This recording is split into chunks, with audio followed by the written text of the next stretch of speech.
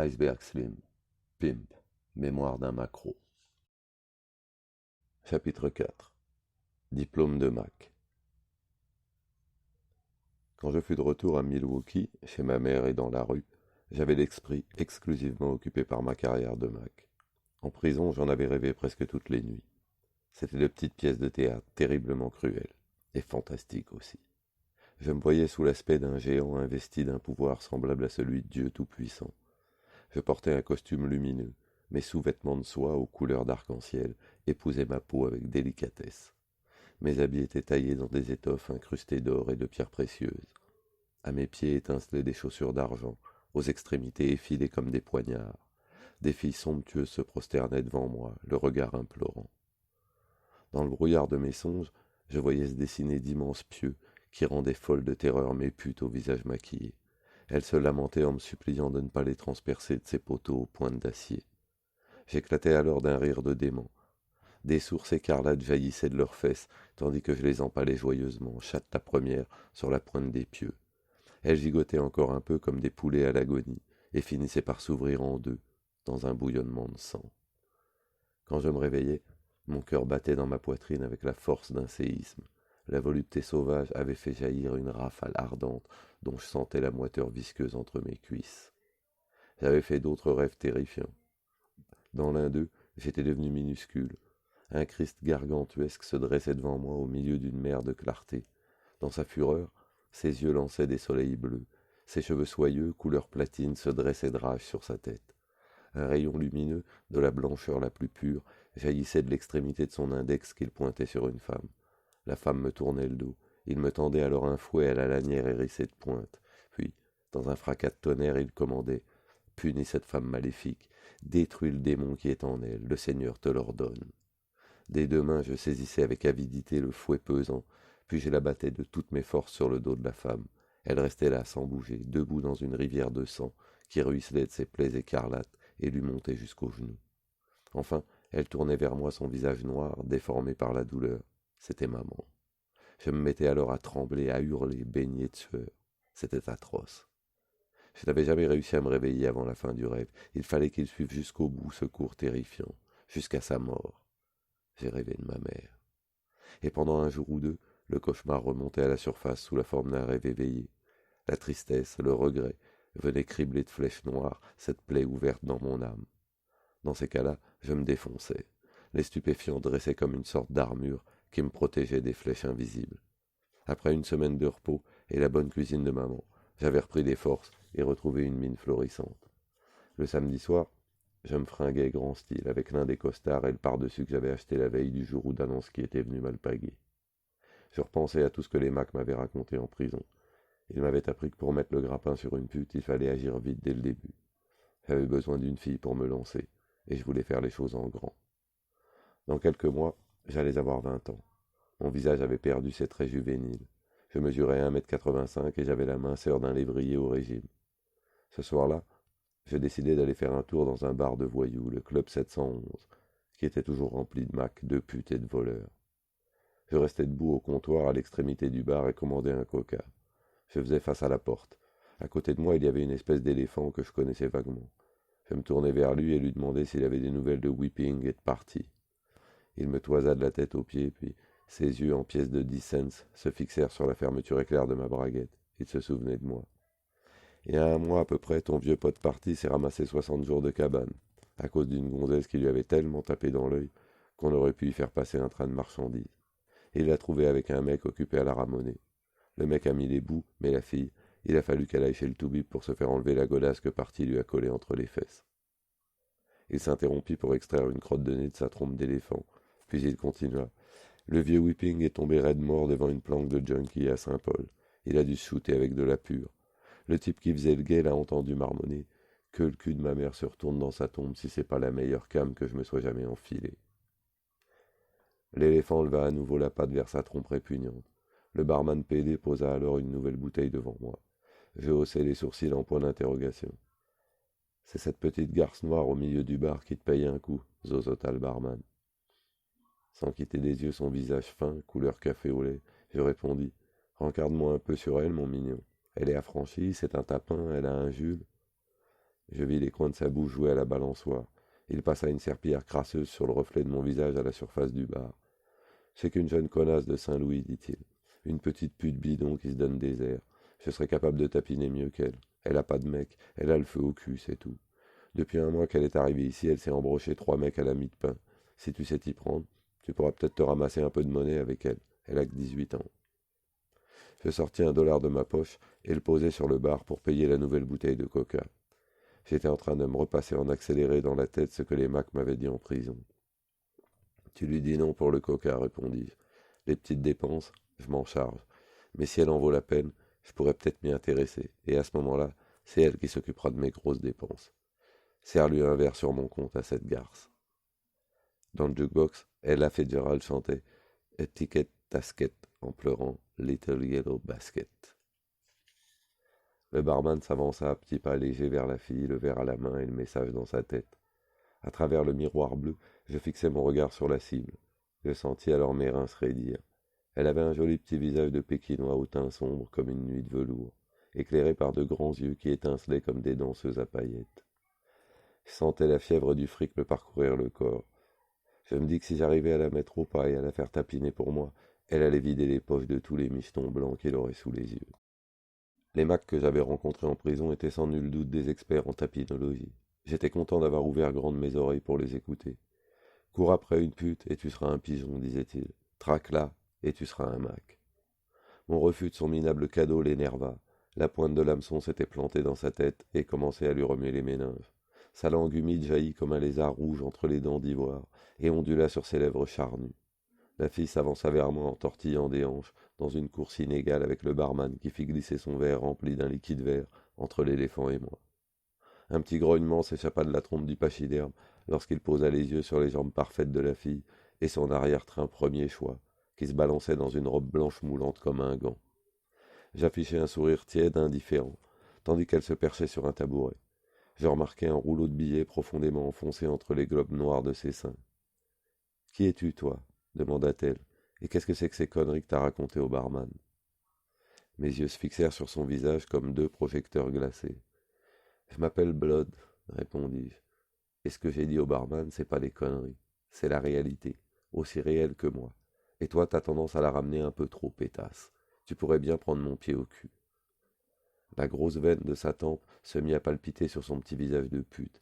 Sa voix monta dans les aigus. Je ne suis pas une pétasse, galapit-elle. Je suis une dame, bordel. Et il n'est pas encore sorti de sa mère, celui qui me bottera le cul. Je m'appelle Phyllis, nom de Dieu. Et toi, tu vas te conduire comme un gentleman et me respecter. Je suis une dame, t'entends? La froideur de sa réplique détraqua le thermostat de mes deux projecteurs. Je me mis à rugir en sentant sur mes lèvres ma salive se glacer. Tu n'es qu'une petite merdeuse complètement bidon. Dans notre monde, les dames, ça n'existe pas. Ou bien tu es une pétasse, ou bien tu es un travelot. C'est quoi la bonne réponse? En tout cas, moi, je ne suis pas un gentleman, pétasse, je suis un Mac, et je vais te botter les fesses. C'est toi qui m'as cherché. Tu mouilles comme une folle, t'as envie de me manger tout cru. Mais c'est pas moi qui ai le feu au cul, c'est toi. Moi, ce qui me fait brûler, c'est le fric.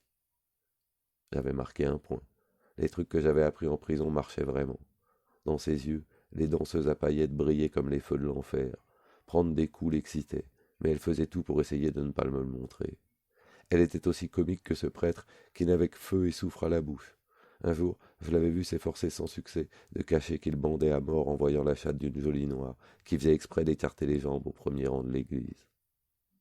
La fille resta sans voix. J'avais la situation bien en main. Je me tournai en direction des chiottes. Écoute bien, pétasse, lançai-je en m'en allant. Je vais aux chiottes et après je me tire d'ici. Quand tu me vois, t'as la chatte qui fait des bonds, je le sais. Et tu veux que je sois ton homme, ça aussi je le sais. Malheureusement, une autre pétasse plus vénarde pourrait bien prendre ta place. Alors t'arrêtes de raconter des conneries, tu te calmes, tu réfléchis. Et quand je sors, tu me dis ce que tu as décidé. Je te donne une chance. Demain, ce sera trop tard. Dans les chiottes, je pris un paquet de papier hygiénique que j'enveloppais avec le billet de $20 et les 4 billets d'1 $ que j'avais dans ma poche. Quelle que soit la façon dont les choses tourneraient, il fallait que je montre une liasse de fric. Je restai aux chiottes pendant un moment, le temps de laisser la fille mijoter dans son jus. Est-ce que j'allais réussir à me dégoter ma première pute? Cette pensée me faisait venir des frémissements entre les jambes. Je sortis des chiottes, elle était devant la porte. Je faillis lui marcher dessus. Je passais sans la regarder et m'approchai du bar pour payer ma note. Elle ne perdait pas une miette de ce que je faisais. Je pris le billet de 20 $ sur la fausse liasse. Garde la monnaie et achète-toi une Cadillac, dis-je au barman. Ses yeux gris au regard langoureux se mirent à scintiller. Son doigt rose et fin repoussa le billet vers moi. C'est sur mon compte, beau gosse, dit-il. Reviens à 2 heures, tu trouveras une vraie femme. Elle me tira par la manche au moment où je m'éloignais du bar. Elle leva les yeux. Les danseuses avaient enlevé leurs paillettes, elles étaient toutes nues. Je baissai mon regard vers la demi-portion surexcitée. À toi de décider, ma garce. Je te laisse tomber. Elle s'agrippa à mon épaule et m'attira vers elle. Je sentis son haleine brûlante sur ma joue. Sa langue de lézard s'insinua dans mon oreille, presque jusqu'au tympan. Mon corps fut parcouru de frissons, mais je restais impassible. Je tournai alors la tête et lui enfonçai mes dents dans le cou. Je me demande toujours comment il se fait qu'elle n'ait pas saigné. Elle poussa simplement un gémissement, puis elle murmura. T'as du sang-froid, mon doux salaud. Je marche avec toi. Viens dans ma piole, on va causer. Elle me suivit jusqu'à la porte. Je jetai un coup d'œil derrière moi. L'éléphant nous regardait fixement en passant sa langue sur ses lèvres, la trompe palpitante de désir. Sur le trottoir, elle me tendit la clé d'une Ford jaune modèle 1936. J'avais de la chance, en prison, j'avais appris à conduire le fourgon de la lingerie. Le moteur de la Ford tournait rond. C'était pas une bagnole de Mac, mais elle nous permettait de faire le voyage jusqu'à la grande ville. Je m'arrêtais devant chez elle. Pendant tout le trajet, elle jouait avec moi. Elle me mettait en condition pour m'amener dans son lit. Le lézard prenait mon oreille pour un anneau de vitesse. Il y boucla au moins une centaine de tours. J'étais encore un débutant. Je n'aurais pas dû la laisser me toucher. Sa piole était un vrai piège à michetons. Le plafond était bleu, et il y avait collé des étoiles blanches phosphorescentes. La seule lumière venait d'une lampe également bleue, dont la lueur brillait derrière une copie en plâtre du baiser de Rodin. Le lit était entouré de miroirs, et la blancheur rayonnante d'une peau d'ours polaire s'étalait devant un sofa bleu. Je m'assis sur le sofa. Elle mit en marche un tourne-disque portable, et les ondulations de Mood Indigo s'élevèrent sous les doigts de Duke Ellington. Puis elle se faufila dans une salle de bain de la taille d'une cellule de prison, en laissant la porte entr'ouverte. Je vis le petit Pékinois s'essuyer les aisselles et la chatte. Elle était complètement nue. De toute évidence, elle avait hâte de me voler ma jeunesse. Je me demandais où était passée la liasse de billets que j'avais vue entre ses seins. Elle sortit de la salle de bain en faisant une danse du ventre au rythme des accents sensuels de Mood Indigo. On aurait dit une minuscule princesse Batutsi. Son corps noir aux formes rondes chatoyait comme la fourrure d'une otarie. Je dus me faire violence pour respecter les règles à appliquer dans ce genre de situation. En prison, les Macs m'avaient dit « Garde toujours les distances, même si la fille est fabuleuse. Tu dois te conduire comme si tu n'avais pas de bite. Ne pense qu'à une seule chose, le fric. Sois toujours froid et brutal. Ramasse ton blé d'abord. Ne te laisse pas attirer dans leur lit, sinon elles se foutraient de ta gueule, et elles te laisseraient tomber comme un micheton après t'avoir entubé. Le seul moyen de leur tenir les fesses, c'est de prendre leur pognon. » Elle s'avança en dansant jusqu'à la tête du lit. Elle se pencha en avant et souleva un coin du tapis rouge. Ses fesses me souriaient en remuant au rythme d'Indigo. On était en plein théâtre. Elle vint ensuite vers moi sans cesser de danser. Elle avait à la main 2 joints roulés fins. Le bras du tourne-disque automatique était revenu au début de Mood Indigo pour un bis. À présent, elle se tenait debout entre mes jambes. Même à travers l'étoffe de mon pantalon, je sentais la moiteur brûlante de ses cuisses. Au contact de sa peau, j'avais des fourmillements dans les rotules. Elle fut secouée d'un frisson et agita sous mon nez son ventre de satin noir en fredonnant l'indigo d'une voix rauque. Elle incarnait à merveille le genre de fille dont les Macs m'avaient appris à me méfier. Pendant 21 mois, j'avais été privé de femme, et le besoin de baiser devenait douloureux. Elle prit un briquet sur la table basse, suça les joints pour humidifier le papier, puis les alluma et m'entendit un. Chérie, dit-elle, c'est de la marijuana du Mexique, ça va nous détendre. Tu veux pas te déshabiller? J'aspirais profondément une bouffée du joint. Ses yeux rêveurs lançaient des éclairs brûlants. Je décidai de répéter comme un perroquet ce que j'avais entendu dire en prison. Commence pas à foutre la merde. Chez moi, les affaires passent toujours avant le plaisir. Je me déshabillerai quand je serai sûr que tu tapines pour moi. Je suis pas du genre à me laisser racoler comme un micheton. Faut commencer par allonger la braise, pétasse. J'avais répété mot pour mot ce que m'avaient dit les Macs. Mes paroles eurent l'effet d'un détecteur de mensonges. Le moteur qui agitait son ventre coula une bielle. Son regard devint lointain. Elle était en train de réfléchir au moyen de m'arnaquer. Elle se laissa tomber sur la peau d'ours dans la position du lotus. Sa chatte me lançait des œillades. Avec une douceur qui sonnait faux, elle gazouilla. Mon chéri, mon amour, tu m'as déjà mis au pas. Je suis ta petite chérie maintenant. Demain soir, j'ai un micheton à 100 $ qui vient me voir. Il en pince pour moi. Je te filerai le fric, mais il faudra attendre jusqu'à demain. Pour l'instant, viens mettre ta petite chérie au lit. Le joint me faisait de l'effet. Elle ne savait pas à quel point j'avais besoin d'avoir une pute qui tapine pour moi. Et elle ignorait qu'elle était la première. Je ne devais surtout pas la laisser échapper. Il me fallait une pute coûte que coûte. Au rythme de l'indigo, le joint m'envoyait à travers le corps des vagues de colère et de haine. Mon ennemi mortel était accroupi devant moi sur cette fourrure blanche. Une pensée me vint en tête. Si jamais cette demi-portion ne me donne pas le fric qu'elle planquait entre ses seins, je la bute. Comme un flic violent qui donne à son braqueur sa dernière chance d'avouer avant de le tabasser, je dis « Allez, pétasse, donne-moi le fric que t'avais entre les nichons tout à l'heure. » Ses yeux s'agrandirent de surprise et de fureur. « T'en fais un peu trop, mon négro, grinça-t-elle. J'ai changé d'avis, prends ton lardingue et ton bitos et vire tes fesses d'ici. » Indigo arrivait à un crescendo torride. Avec la rapidité de l'éclair, je me levai d'un bond et lançai la jambe droite en arrière. Les tendons de ma hanche se raidirent. Je cherchais des yeux le meilleur endroit pour frapper. Ma chaussure à bout pointu comme une aiguille pointure 44 s'élança à la vitesse d'une fusée. La demi-portion eut de la chance. Elle se retourna une fraction de seconde avant l'impact. La bombe explosa sur son omoplate gauche et la projeta à plat ventre par terre. Elle se mit à gémir sans se relever. Alors, comme dans les rêves que j'avais faits en prison, je lui donnai des coups de pied dans le cul jusqu'à en avoir des crampes. Elle encaissa sans bouger, se contentant de geindre et de sangloter. Ruisselant de sueur, le souffle court, je m'allongeai à côté d'elle, sur la peau d'ours, puis je collai mes lèvres contre son oreille. Alors, sale garce, murmurai-je d'un ton glacial. Il faut que je te tue pour que tu m'obéisses? Allez, debout, et va me chercher ce fric. Elle tourna la tête et me fixa dans les yeux. La colère avait disparu de son regard.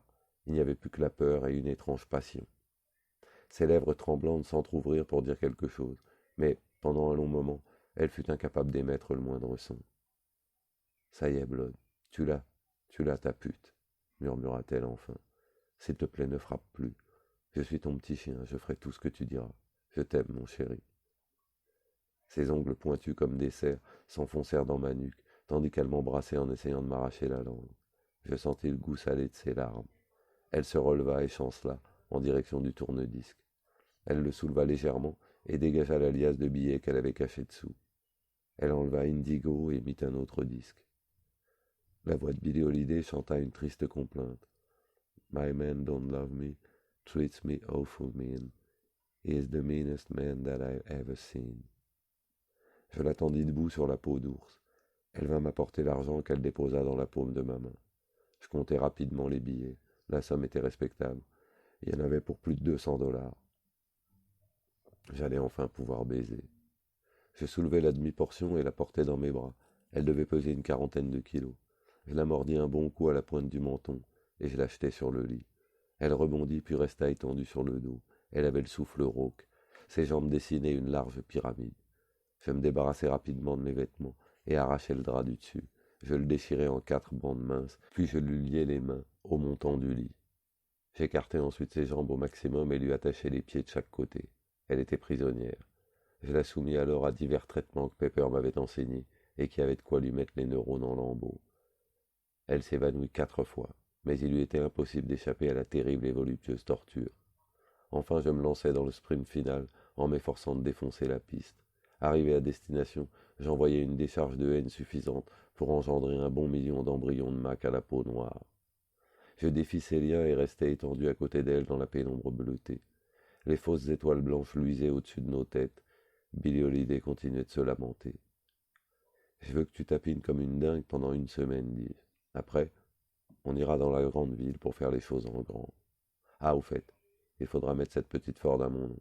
Je ne veux pas conduire la bagnole d'une pétasse. Il faut qu'elle soit à moi. Vu? Oui, mon chéri, tout ce que tu voudras, répondit-elle. Ne te fâche pas, chéri. Mais il faut que tu le saches, l'histoire de ce micheton à $100, c'était des conneries. Je le savais, pétasse. N'essaie plus jamais de me raconter des vannes. Je me levai et me rhabillai. Puis je détachai un billet de $5 de l'alias qu'elle m'avait donné et le posai sur la commode. Je veux te voir au boulot dans la rue à partir de 6 heures ce soir, dis-je. N'entre pas dans les bars. Reste dans le quartier de la 7e et d'Apple. Je passerai te voir dans la soirée. Je ne sais pas quand. Il faudra que tu sois là quand j'arriverai. Si tu te fais embarquer par les flics, tu t'appelles Mary Jones. N'oublie pas. Sinon, ça me prendra plus de temps pour te sortir de là. Et je te conseille d'avoir du pognon chaque fois que je me pointerai.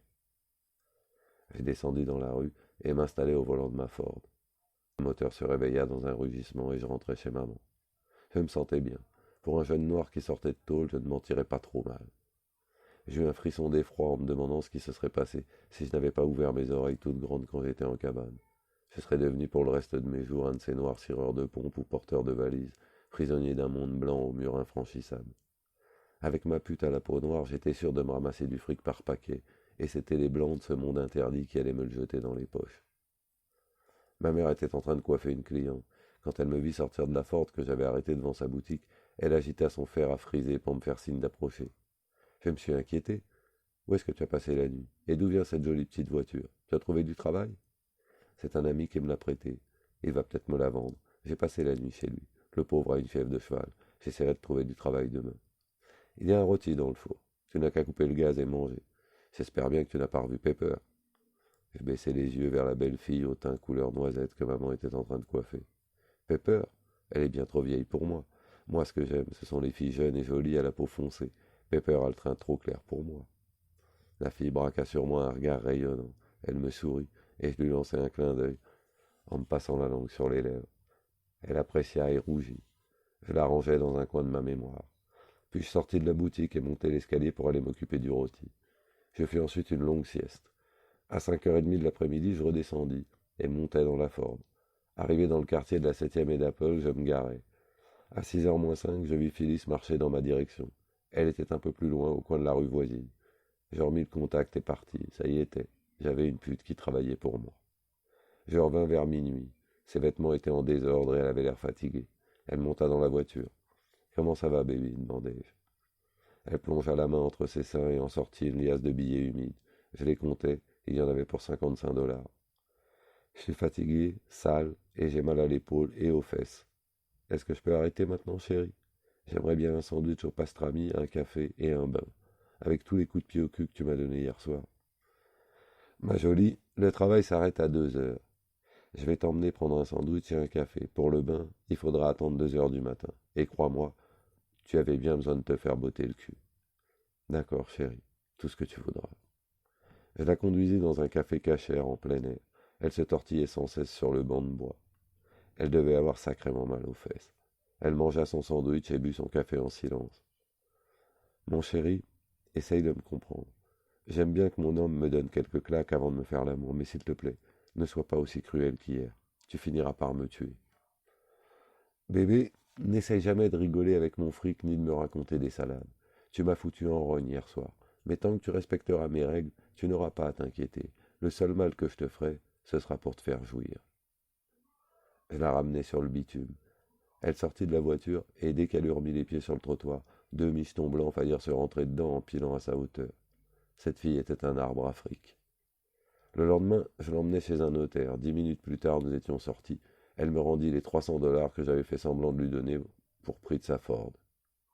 Maintenant, la voiture était officiellement à moi. La fille ne se rebiffait pas. Ses bleus guérissaient, et elle était prête à rejouer la prisonnière de l'amour. Elle termina la semaine en faisant des promesses. J'avais une liasse de 700 $. Le dimanche, je fourrai sa peau d'ours et toutes ses affaires dans le coffre de la Ford. Je rangeai la voiture au coin de la rue où maman habitait et montai dans l'appartement pour prendre mes propres affaires. Ma mère arriva quelques instants plus tard. Lorsqu'elle me vit faire mes valises, elle fondit en larmes, s'agrippa à moi, me serra contre elle en sanglotant à s'en étrangler.